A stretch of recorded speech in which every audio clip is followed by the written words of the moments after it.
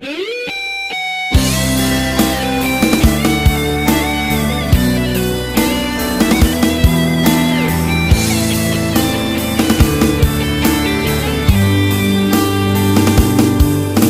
ដាំឡើយរូបខ្ញុំបានងួតស្រឡាញ់ស្រីម្នាក់ហើយក៏ដឹងថាគេមានម្ចាស់ផ្សេងរួចទៅហើយក្តីស្នេហ៍នោះបានលាក់ទុកជាយូរមិនចង់ឲ្យនាងដឹងខ្លួនឡើយអូលោកអើយប្រុសនោះក៏ជាមិត្តខ្ញុំតែថ្ងៃមួយរឿងរ៉ាវទាំងនោះក៏ផ្ទុំបែកកាដួងចិត្តខ្ញុំស្នេហ៍នាងប៉ុណ្ណានាងក៏បានដឹងពេលនោះហើយទើបនាងប្រាប់ការពិតក្នុងចិត្តនាងក៏ស្នេហ៍ខ្ញុំដែរទុំគិតឡើយមិនដឹងត្រូវធ្វើយ៉ាងណាមិនធ្លាប់គិតទេបំបែកស្នេហ៍ចេញពីមិត្ត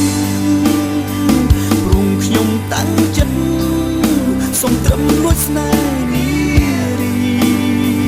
ជួយប្រាប់ខ្ញុំផង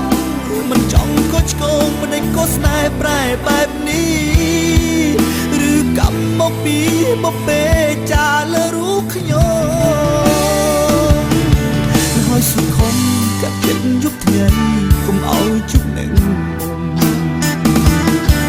សូមឲ្យនាងនឹងគេសុខុមកុំគិតខ្ញុំធ្វើអីទោះជាខ្ញុំស្នេហ៍នាងធំយ៉ាងណាក៏ស្នេហាទៅមិនរួចដែរថ្លៃក៏ព្រោះអ្វីៗពិសីជារបស់គេ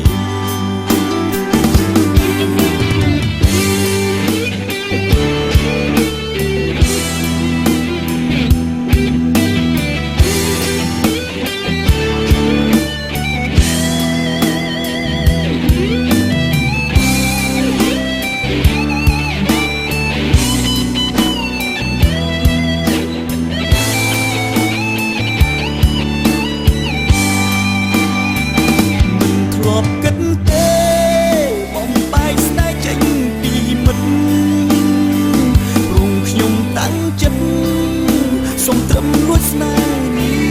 រីជួយប្រាប់ខ្ញុំផងមិនចង់កុចឆ្កងមិនឲ្យក៏ស្នេហ៍ប្រែបែបនេះ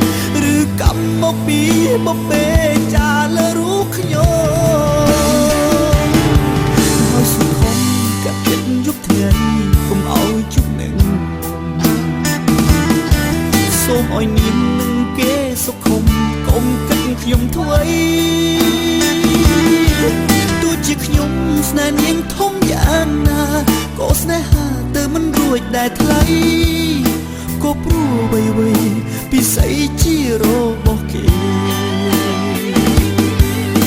ទឹកចិត្តតែក្តី